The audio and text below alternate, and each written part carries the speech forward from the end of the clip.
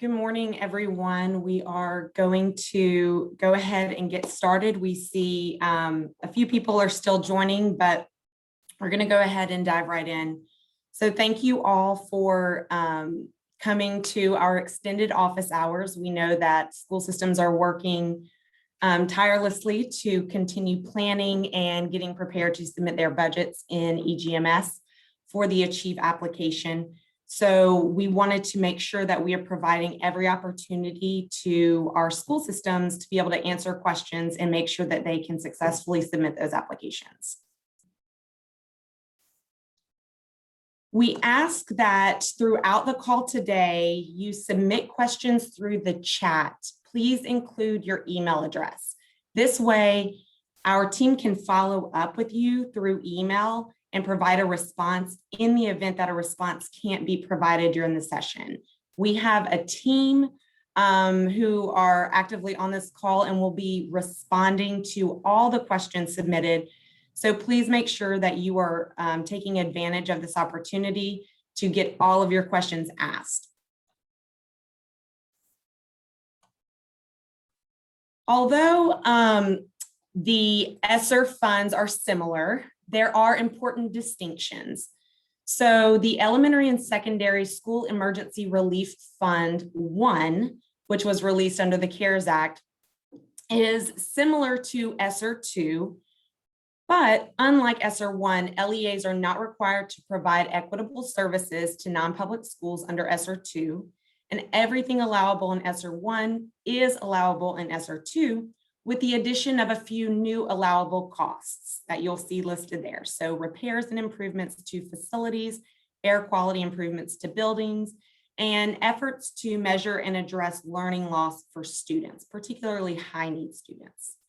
Similar to Esser 2, for Esser 3, LEAs are not required to provide equitable services to our non-public schools. Everything allowable in Esser 1 and 2 is still allowable, but there are a few important distinctions, including an LEA and an SEA reservation requirement for evidence-based activities and interventions that respond to students' social, emotional, and academic needs. Additionally, LEAs must seek public comment on plans for safe return to in-person instruction and post on their website. And I'll just insert here, for those plans, all school systems submitted plans last fall. Those can certainly be updated instead of starting fresh.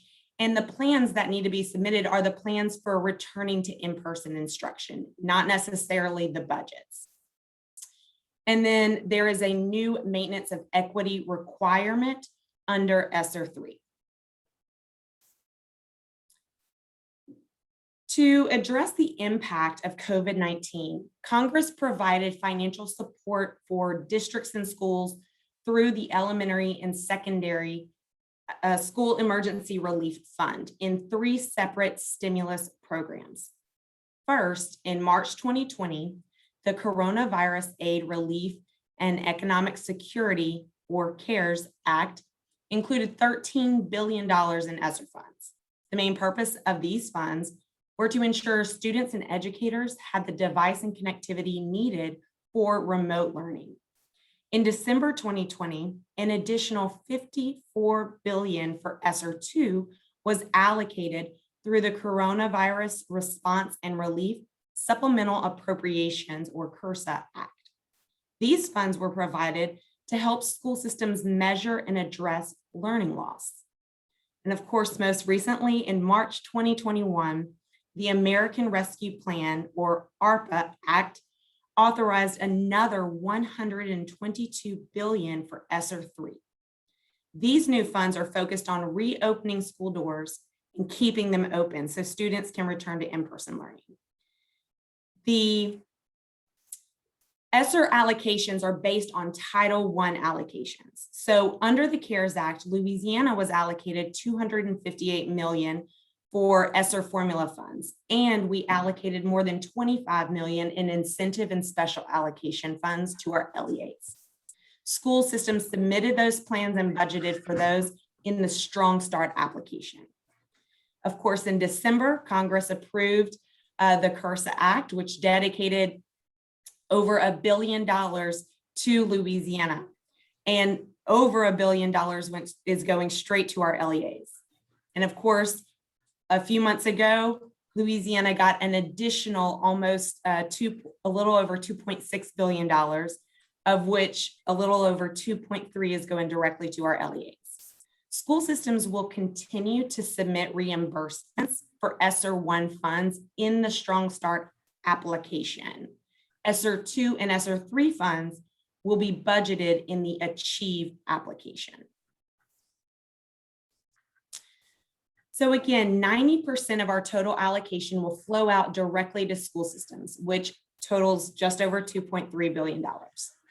Of this allocation, school systems must use at least 20% of their share to provide evidence-based interventions to meet the social, emotional, and academic needs of their students and address the disproportionate impact of COVID-19 on students and families living in deep poverty, students with disabilities, English learners, migrant students, students experiencing homelessness, and children in foster care. Evidence-based interventions could include high dosage tutoring, high quality, robust summer learning experiences, including enrichment, comprehensive after school or before school opportunities, or extended year programs. To help school systems track and report on this 20% requirement unique to ESSER 3, a separate section has been created in the Achieve application. Most of you, if you've gone in and seen it, it's the ESSER 3 EB section.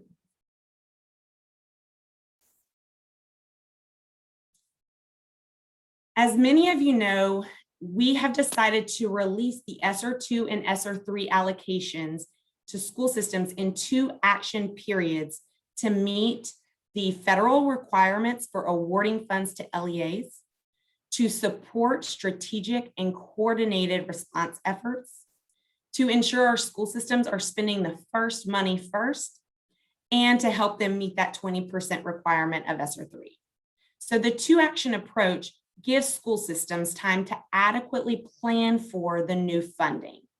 We realize that you all are actively responding to changing needs on an everyday basis. It is our hope that through this strategic approach, you are able to adjust your budgets and plans to directly respond to the needs of your students and educators. As a reminder, school systems should not delay in spending down their ESSER 1 funds. The 20% funds for ESSER 3, as a reminder, are specific for those evidence-based interventions. And therefore, any activities perhaps that you were planning for ESSER 2 that meet that evidence-based intervention definition, we would encourage you to consider budgeting it using those ESSER 3 EB funds. To support our school systems with the planning and budgeting for the ESSER 2 and ESSER 3 formula funds, we released an Achieve guidance document. Within this guidance, there are new and updated and previously released high impact initiatives, which are aligned to priorities and focus areas. Through the planning and utilization of these funds, school systems are able to commit to those priorities from the Believe to Achieve priorities plan, identify stakeholders who should be a part of the planning team, and use key resources while planning. That is the allowabilities document from Ed. We've also put out an allowabilities example document, the Achieve planning guidance document, and the EIC codes. There are additional resources the department has developed in preparation for the planning our school systems will do. And all of that can be found in our pandemic relief library.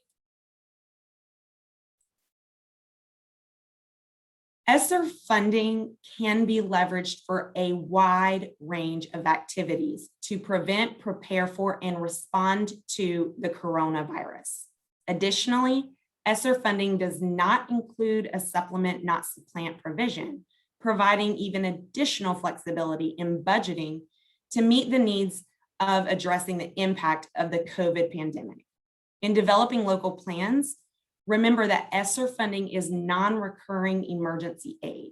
So systems should consider developing multi-year budgets in alignment to the believe and achieve priorities. Accordingly, consider how this funding might interact with your other federal, state, and local funding and the role of enhanced funding flexibilities to promote sustainable use. Please continue to prioritize equity in your planning and consider how such investments can accelerate opportunities, particularly for those students with the greatest needs. Here's a quick overview of the timeline. Again, I believe we have the April 30th Achieve applications budgets due in EGMS here. That is actually May 3rd. So just a quick clarification and point of correction here. And if systems submit by that timeline, it is our commitment as the department that those budgets will be approved by June 1st.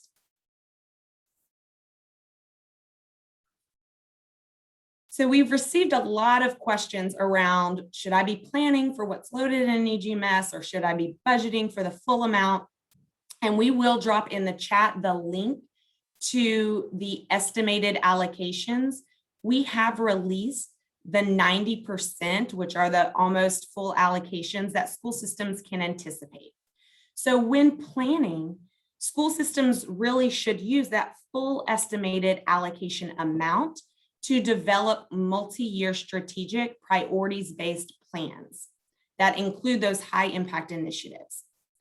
But when budgeting in EGMS that school systems are submitting by May 3rd, the amount that's budgeted should be the amount that's loaded into EGMS, which is 50% of ESSER 2 and 20% of the ESSER 3 formula funds. Remaining funds from FY21, so anything that's not spent from now until July 1st, will automatically carry forward in EGMS to FY22 on July 1st. As school systems develop and revise plans, you'll be able to make budget revisions throughout the life of the grant. Once additional funds are allocated and loaded into EGMS, school systems will amend their budgets to include those amounts. That way, if school systems plans adjust, they would be able to have that reflected in their budgets at that time.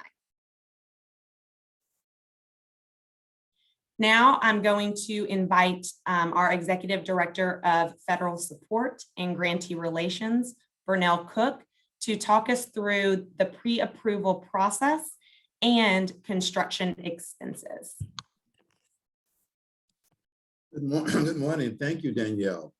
All right, so many of you probably already know now that there is a pre-approval process for what we call capital expenditures. And on this slide here, we have some examples of what types of expenditures we're talking about: general equipment purchases, that includes vans, buses, land purchases, building purchases, improvement to general equipment, land, and our buildings. And many of you are submitting requests, for example, for HVA systems. These are costs that go over the equipment threshold, which is about $5,000. And so we need for you to make a note that any inquiries about allowable costs for $5,000 or less should not be submitted through the pre-approval process. We are only talking about here capital expenditures. And so we have that form available for you on our website. It's also captured here on the slide, but on our website, it's in our Federal Support and Grantee Relations FSGR library for you to access that form. So please get those to us. We have quite a few already in-house, and please know that we are expeditiously processing them. We've had a little delay with the construction pre-approval requests, but we'll be hopefully getting some responses out to you later this week or asking for clarifying questions. And we want you to know to please always include in your request how the actual expenditure connects to responding to COVID.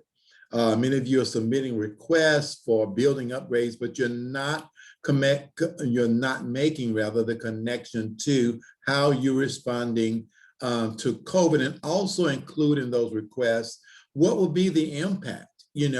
How many kids we're talking about here, and how it will create, social distancing for that number of kids, or how spacing the kids out on the bus, how many schools we're talking about here. So include that information, and that would help us to expedite the pre-approval process much quicker.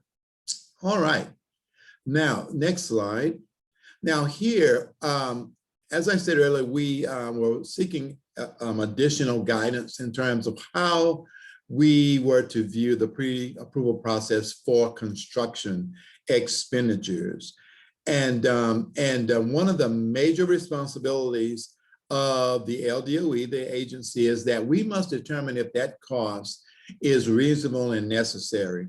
So we thought we'd capture here a few bullets to help you frame that up as you're submitting your requests. And for those that have already submitted construction expenses pre-approval requests, we may be following up with you to get additional information. So here we want you to, for example, take into consideration if you're talking about building brick and mortar buildings, we're asking that you compare other options. Have you considered leasing? Remember, this is in response to COVID, which we hope will not be something that's long-term. So we'll ask those types of questions. And by the way, we are approving the purchase of portable buildings for school systems. Next, we have, what are some, are you looking at the actual pricing protocols in terms of looking at market rates and material costs, and have you done the appropriate bidding protocols? We'll need that information. And also, again, please make sure the cost is clearly aligned to COVID. Just saying that we need new roofs on all our school buildings, that does not give us enough information to say how this is a response to COVID. And then lastly here, will the cost be incurred during the budget period of the fund? So for example, can the school complete this project, before September 23 if you're using Esser 2 funds, and before September 24 if you're using Esser 3 funds? So we just wanted to give you that framework for those of you who have submitted and will be submitting pre-approval requests for construction expenses. So if there are any follow-up questions, please put them in the chat or send them through the help desk, and we will get you those answers. All right, now I'll turn it back over to Ms. Mitchell. Thank you. Thank you so much, Burnell, for that information. One of the things that we've provided and compiled here are additional planning resources and guidance that have been released by ED. And so you'll see that for both Esser 2 and Esser 3. We've had a few questions in the chat about whether or not this webinar or the deck will be posted. The answer is yes. In a moment, we're going to transition to the Q&A portion of the call, where we will actually show on a live screen the questions that are being submitted along with the responses, and that will also be posted. Additionally, in the chat, we've provided a few helpful links, including the link to the Pandemic Relief Guidance and Resources Library, the link to the estimated allocations for Esser 2 and Esser 3, as well as the current FAQ document that's been released. Again, through all of the Achieve office hour calls, we have received questions and provided responses, and that is housed in a different location, which we will be sharing that link live with you today. And on the Q&A portion, you'll see those live responses. So we are getting ready to now shift and transition. So I will turn it over to Katie Perry, who will facilitate this part of the call. Good morning, everyone. Thank you, Danielle. We're excited for you to be here, and we are excited to answer your questions relevant to ESSER 2, ESSER 3 funds and Achieve. So we are going to, as Danielle said, shift to sharing a screen as questions and answers are available to everyone. I will voice over those questions as well as the responses. So I will be going back and forth and transitioning. As you see on the screen right now, this is what we will share in the format of an Excel file following this call on the website. We'll be providing those Excel files for each of our office hours as well as the extended office hours. As you see on the bottom left-hand side of the screen, we have each of the dates for the different office hours as well as extended hours there for you. Again, so this will be posted. You'll have access to all of the questions, all of the responses from each of those calls. There is also in column C, as you see here on your screen, a place for a category. So as questions and responses are coming in and provided, we will be placing a category prior to posting this onto our website. For instance, if we're getting questions relevant to ESSER 3 specifically, we will place the category there of ESSER 3, and that is simply to support our school systems with being able to navigate and find questions and responses that are applicable to their needs at the time. So I'm gonna go to the actual questions and transition for a moment, so we will be back momentarily.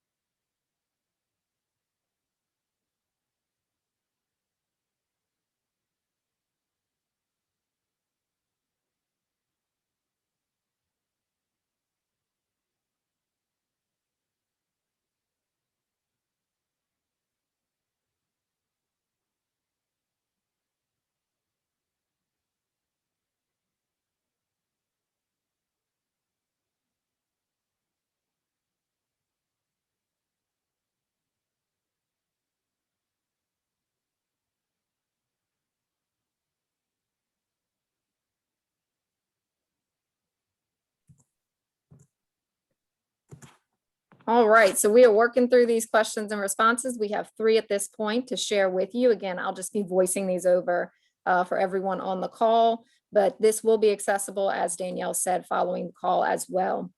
So our first question is, has any thought been given to extending the deadline with more detailed guidance being released for ESSER 3, EB? We are feverishly trying to tweak our plan, including our charters, to ensure activities are allowable. We are a huge school system. So the response here is the application submit deadline was set for school systems who would like to be in a posture to begin drawing down funds on July 1. School systems are allowed to submit after May 3rd, but there wouldn't be a guarantee that the application will be approved by July 1, and that should actually be June 1. There is no penalty for submitting the application after May 3rd. So again, if you need more time for your school system, you can have more time. That is just a soft deadline of May 3rd. But we just cannot commit as a department to be able to approve your application by the June 1 timeframe in order for you to be able to draw down those funds. Line 4, our next question, what specific documentations should the district have on hand to document the required posting and public review of the reopening plan? What if the district does not get any responses from the public review? So the response here is the statute only requires that the school systems post their plans. It does not require that responses are received. So again, you need to post it, you need to make it available for responses to be received and individuals to provide feedback, but it doesn't require that the responses actually be received. It just has to be made available. School systems should simply be in a posture to show a good faith effort in making their plans publicly available for comment, and this would satisfy the requirement. At a minimum, the plan should be posted to your school system's website. To add to this, we have had some questions relevant to can the plans be shared and public comment be allowed at a school board meeting. And that may be a question too, building upon this for others on the call. So the department's recommendation there is that is one option, but we do feel that there needs to be other options made available to the public in order to provide the comment. And that example was provided there in terms of posting it to the actual website for folks to be able to provide that feedback. Line 5, will this slide deck be shared or posted? The response is yes. So we will be sharing the link as well as providing this deck, of course, on the Pandemic Relief Library site so that everyone has access to it. If you attended the extended office hours yesterday, we did post that link, and we also have already posted the deck onto the Pandemic Relief Library. Line 6, where is the form for pre-approval? So we have linked it there for you, but the pre-approval form should also be accessible within the FSGR library for you to access as well. Where are the question and answer responses from the Esser office hours located? So again, these will be made available through the actual Pandemic Relief Library. And the link is there for you to that library. And as you can see, I mentioned this prior to starting the Q&A, but just to reiterate, there are tabs at the bottom beginning with the date of April 16th. So all of the questions and answers from the office hours, including the extended office hours from yesterday, April 27th, and today, as you see, the page we're on, April 28th, will be posted in the Excel file, and we'll just constantly be updating those links to incorporate the Q&A that we have captured from each of the office hours as we move forward. I do want to just go back up. So the pre-approval form, I believe Danielle has posted that into the chat, and I'm also seeing that she has posted the office hours link to the Pandemic Relief Library. So easy access for those of you on the call to be able to get those through the chat. So skipping to line 8 and that question, looking at the FAQ in the Achieve Library now, nothing has been posted since 3/30 of 2021. Yeah, so we went through and put the categories. This is something new. We are making this transparent to school systems. So we went through and put the categories for April 16th, 23rd, and 27th after the call yesterday for the extended office hours that occurred yesterday afternoon from 3:30 to 4:30. So our team is working to get that onto the website. It was supposed to be on yesterday, but I think there was a slight holdup. So we should be getting that on today, as well as, of course, the file will incorporate the Q&A from today's session. So again, you will see that in the format of an Excel file, and you'll be able to click on the different tabs to get to the questions and answers for those appropriate office hours. Esser 3, line 9, Esser 3, evidence-based. One of our charters wants to buy uniforms to provide to students to ensure that they are able to attend in person. Their evidence is that students learn better in face-to-face situations allowable with this 20%. So the response here is purchasing school uniforms does not meet the requirement of funding for evidence-based interventions. This expenditure should possibly be covered with Esser 2 funding. And just to reiterate, I know Danielle mentioned this earlier, but the 20% of Esser 3 evidence-based funds is specifically for the academic interventions as well as the social emotional learning interventions for students. Line 10, will we be allowed to have open obligations for Esser 2 at June 30th of 2021? Typically, it is required to have all items received and paid for by June 30th of 2021 for PER and request purposes.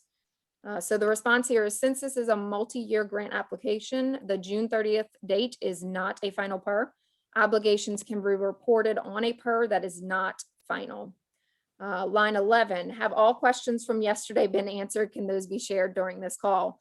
And the response is yes, except for the AFR questions. I know that was a hot topic.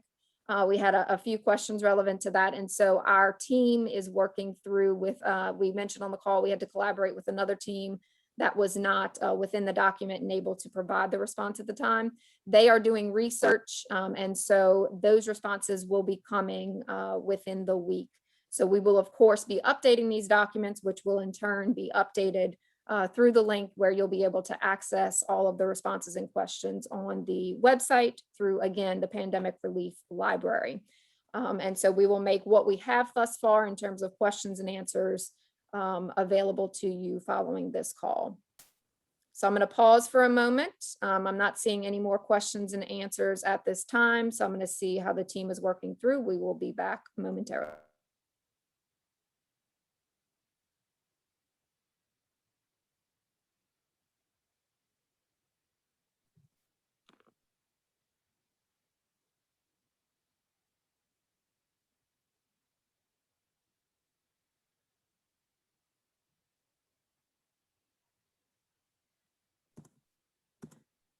All right, so at this time, that is all the questions that we have coming into the chat. We've addressed them all, but I am seeing some more, so give us just a moment. They just popped up.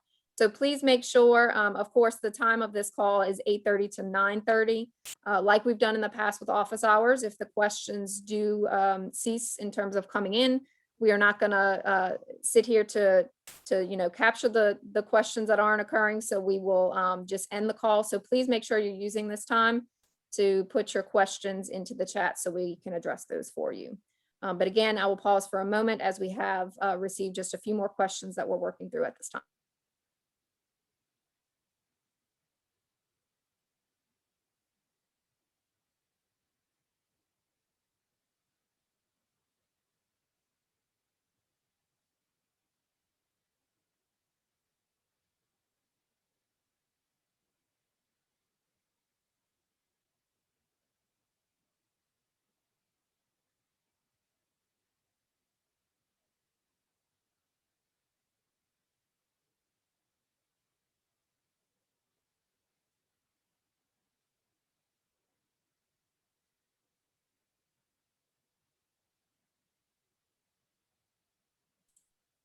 While Katie is checking on the questions, we are going to make sure that we answer this, I think, last question that's in the chat right now.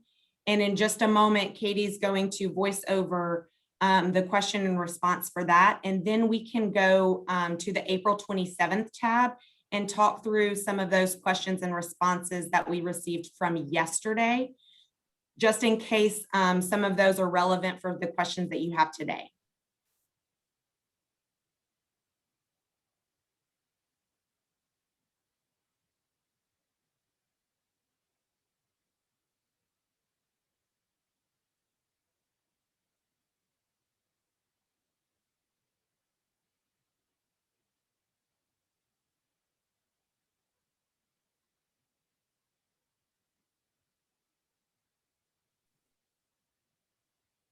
All right, so we are still working through the last few questions that came in. So at this time, Danielle, if you can click on April 27th at the bottom, we can start going through the actual questions from yesterday. So again, our team is making sure that these are getting posted today. There was a little holdup, but we do have the file pulled down. We will be updating it, of course, with the questions and answers for today. So these will be accessible in an Excel file today for our school systems through the Pandemic Relief Library. But as you can see, some of our questions were applicable in the categories you're seeing there, Esser 2, the timeline, the pre-approval and allowabilities. So just going through some of them, have Esser 2 funds been giving out? Of course, yes. We have provided the initial 50% and made them available in EGMS and through the Achieve application. Esser 2 Part 2 funds become available in January of 2022. Can they be used for expenses August through December 2021? Yes, is the answer there. Pre-award costs are allowable for expenses incurred from March 13th. Is the submission date, we've clarified this, April 30th or May 30th. It is a soft deadline of May 3rd in order for the department to uphold its commitment of making sure that we review the application in time for school systems to draw down funds by June 1st. If a project is submitted by the district and approved by the department via the pre-approval process, will there be an opportunity once approval is granted to amend, modify, delete the project at a later date? And of course, like most applications, you can make the changes, but you do need to note that the pre-approval is for what was submitted for the agency, for the specific cost. So any deviations from what you submitted previously, you would have to resubmit a pre-approval. Line 7, can Esser 3 funds be used to pay fees, uniform costs, enrichment? We had this question, very similar question today. So you would need to justify the expenditures and how they're related to COVID in terms of uniforms. We are recommending you use Esser 2 funds because the 20% of Esser 3 funds needs to be used for those evidence-based activities. Line 8, the grant states that the pre-award costs are allowable for expenses incurred from March 13th, 2020. Please give some explanation on how districts will account for these transactions since it crosses fiscal years. So since this is a multi-year application, expenditure dates that are within the availability period of the funding are allowable. Line 9, can the Esser 2 funds be used to reimburse the general fund for the cost of Families First Coronavirus Response Act? Days that our district had to pay for employees. Esser 2 funds can be used to fill any budget gaps regarding the activities that have a clear connection in response to COVID, but this expenditure appears to meet this criteria. This would not be something that could be allowable with that 20% though of Esser 3 funds. I know we've had a question like that previously as well. So skipping a little bit, is there a limit on the cost per pupil that can be spent on snacks through this grant for summer programs? So the response here is, while there is not necessarily a limit on expenses other than to the 20% requirement of Esser 3, as with all uses of Esser 1, 2, or 3 funds, a proposed use of funds must be to prevent, prepare for, and respond to COVID-19.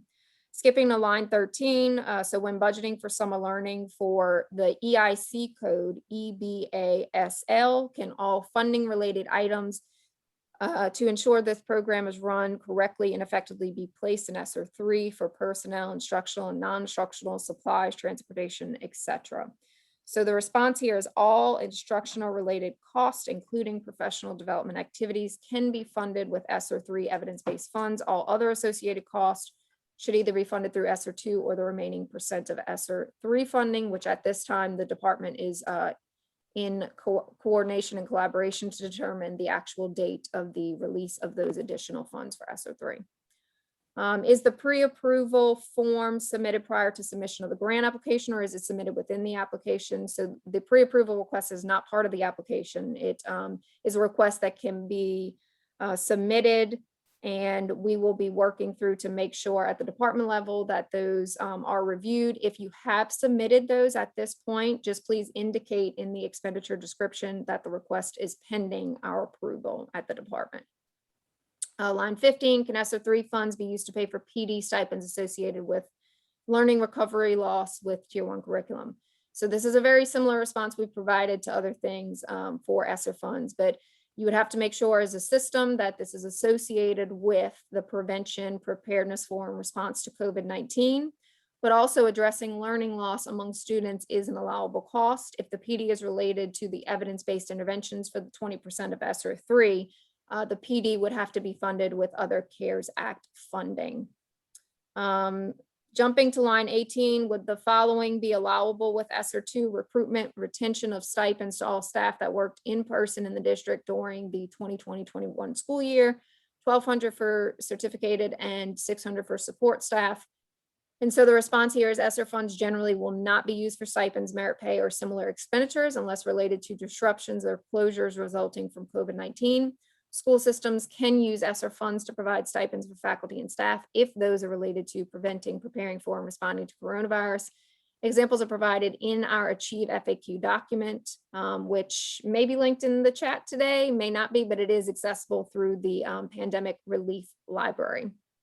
Skipping to line 21, can we expect that 80% of Esser 3 if we pay for the support portion of our summer program with it? And so again, I've mentioned this previously, but we are still working internally and having discussions internally regarding the release of those additional 80% of Esser 3 funds and a timeline as to when those funds will be released. And so you should have an update sometime within the next month. Skipping to line 24, can Esser funds be subawarded through an interagency agreement and budgeted in Object 500? So this was a kind of unique question. We haven't had this one before in office hours, but we would need more specific examples here to respond. So if you're in a similar situation, please email some examples to the help desk email address and we will support you through those.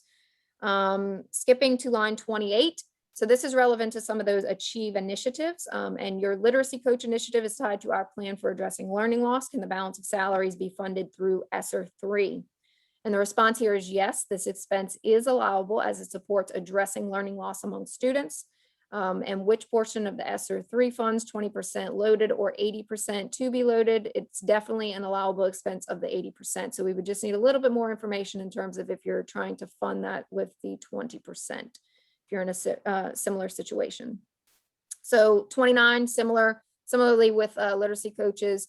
The literacy coach initiative was for the 20%. So yes, school systems must use at least 20% of their share to provide evidence-based interventions to meet the social, emotional, and academic needs of their students and address the disproportionate impact of COVID-19 on students and families. So as long as the school system can associate the funds that you're trying to use for the 20% of ESSER 3 EB with that research-based intervention, you can utilize those funds.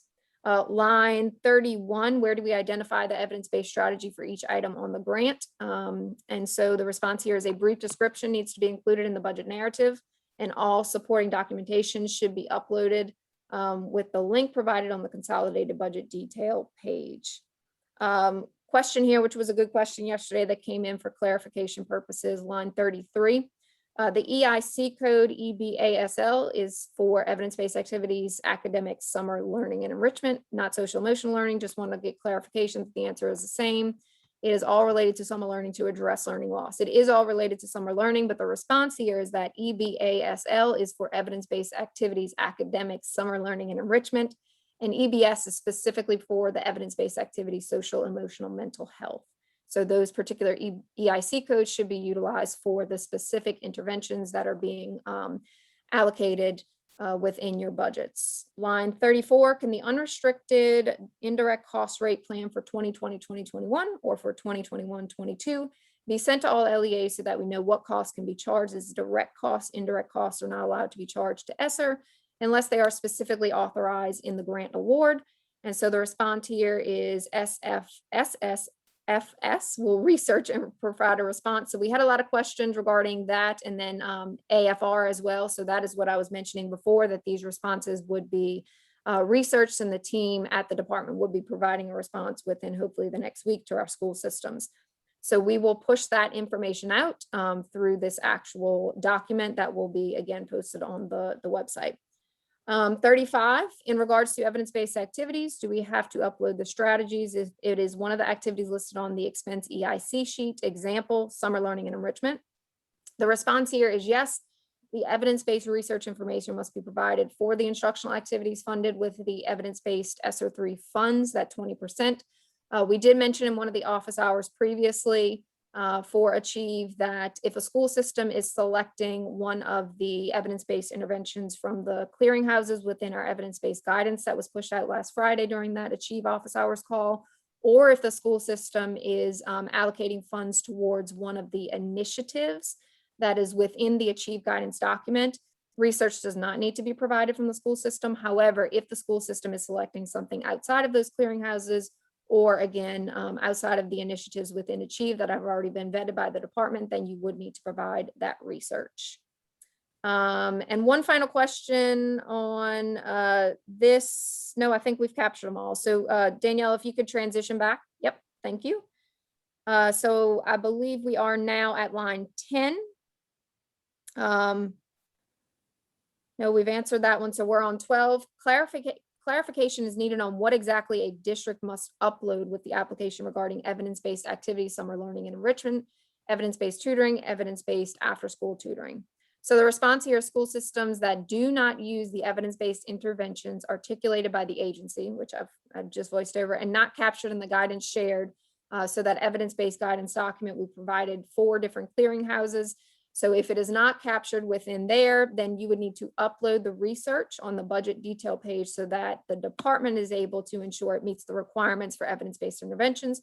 Of course, we also recommend that you keep that research evidence on hand at your school system level so that in the event of an audit, you have the information as well. The Accelerate initiative is an example. So the department has pushed out Accelerate through the Achieve guidance. And it was pushed out previously as well, but it is an initiative within Achieve. And so this would be an example of an evidence-based intervention that you can allocate funds towards, and we do not need you to provide us with the research since this is a vetted initiative. The agency has already pushed out and gone through the process of vetting. Line 13, should GEAR June 30th per be a final per? And the response is yes, the year one per should be marked as final. Line 14, can we use ESSER 2 funding to pay for staff retention? The response here is ESSER funds generally will not be used for stipends, merit pay, or similar expenditures unless they are related to disruptions or closures resulting from COVID-19, one-time stipends to address pandemic-related recruitment or retention challenges. So there is a note there just of some examples that can be found on the FAQ document. So the FAQ document, so that everyone on the call knows, is simply created through questions that occur through these calls, but also questions that we receive through the help desk. So it's a really valuable resource for our school systems to go in and see what some of the questions are in the event school systems are asking similar questions to what your needs are at the time. Line 16, please explain what a district must upload in the application regarding evidence-based activities, summer learning and enrichment, evidence-based tutoring, evidence-based school tutoring. So again, a brief description needs to be provided in the budget detail, as well as the supporting documentation showing that it is in fact a research-based intervention that you are trying to budget for those 20% of the ESSER 3 funds. And the upload information should be provided within the link on the consolidated budget detail page. Of course, if you need assistance with locating that, you can email Grants Help Desk and we will get you the support for that. 17, can ESSER 3 80% be used as the same allowabilities as ESSER 2? And so yes, all of the allowabilities for ESSER 1 and 2 are allowable for ESSER 3. So of course, once we are at a posture as a department and have made the decision in terms of a timeline and updated school systems within the next month in terms of when those remaining ESSER 3 funds will be released, we will be providing more information in terms of the allowabilities of ESSER 3, but you are able to go into the Achieve Guidance document, which again is posted in the Pandemic Relief website. And within there, you will see a table that has the allowabilities for ESSER 1, ESSER 2, and ESSER 3, as well as the EIC codes. I'm going to stop at this time. I'm not seeing any more questions. And I'll transition to see where we are, and I'll be back in just a moment.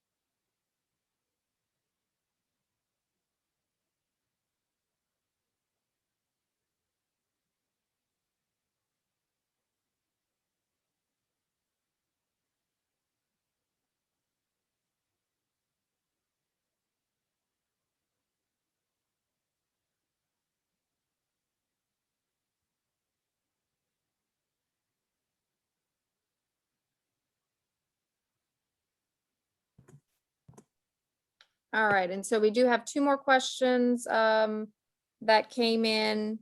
We have a duplicate here, but one of the questions was, please list the dates required for the public posting of the reopening documents for public comment. So this was within 30 days of receiving the funds. As per Ed, LEAs must seek public comment on the plans for safe return to in-person instruction and post on their website. And so that was as of April 31st, which was the day following the Achieve launch. Those plans were to be posted, and then within 30 days of that time frame, that information or that feedback and public comment needed to be made available.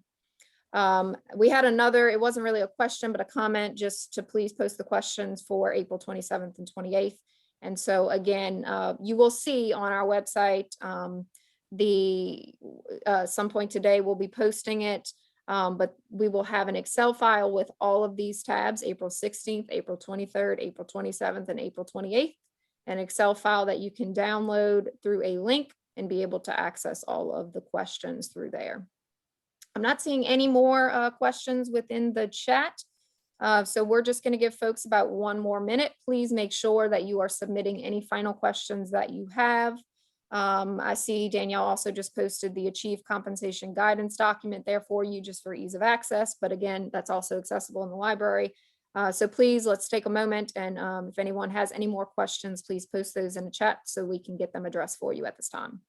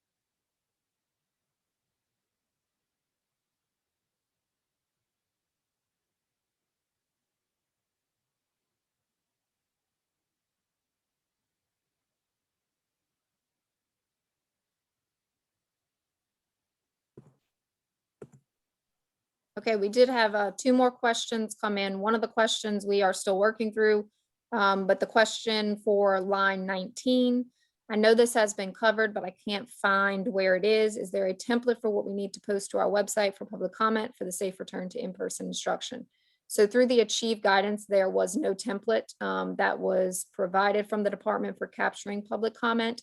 The department did provide through an office hours call, and it's also listed again on the Achieve library or the Pandemic Relief Library.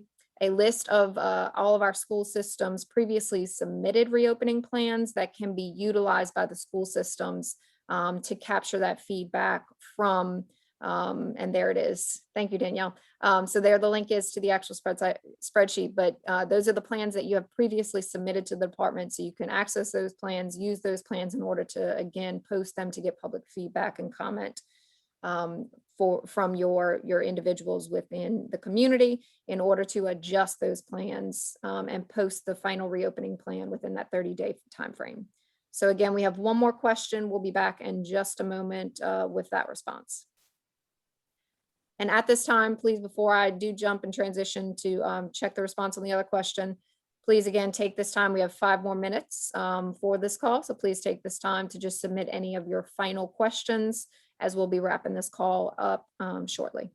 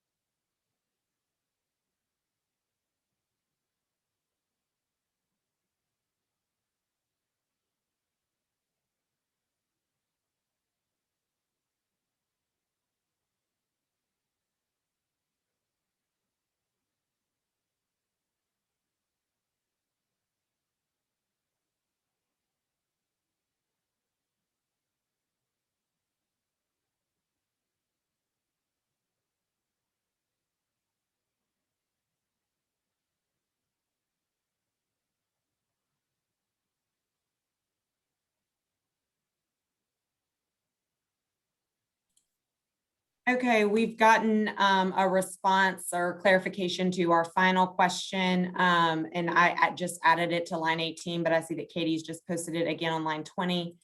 Funds were loaded on March 31st. So 30 days would be April 30th for those plans. Again, this is not a building from scratch plan. This is looking at those reopening plans that school systems have previously developed and submitted and updating those and making sure that they allow for public comment. So it looks like, and I just voiced over the most recent question in the chat. It doesn't look like we have any other questions and we are almost at time. So again, if there were any questions that you still have that maybe weren't put into the chat, please email those to ldoe.grantshelpdesk@la.gov so that we can capture them. As a reminder, the document that you are looking at right now with those 4 tabs from all of the office hours, this document will be live today on the Pandemic Relief Library. That link has been placed in the chat. So we will make sure to get this posted and get this available to all of our school systems, along with the webinar that is already live in the Pandemic Relief Library, and multiple other links were provided today during the chat.